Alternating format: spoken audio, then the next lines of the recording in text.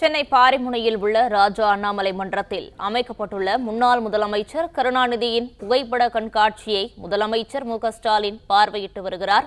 இது குறித்த கூடுதல் விவரங்களை தருகிறார் செய்தியாளர் மகேந்திரன்.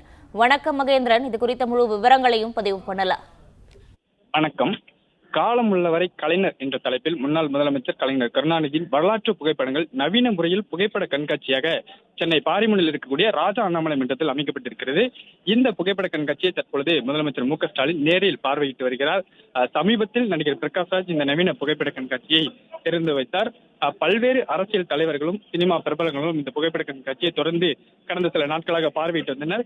தற்பொழுது தமிழ்நாட்டின் முதலமைச்சர் மு.க.ஸ்டாலின் இந்த புகைப்பட கண்காட்சியை நேரில் ஒவ்வொரு புகைப்படமாக பார்வையிட்டு வருகிறார்.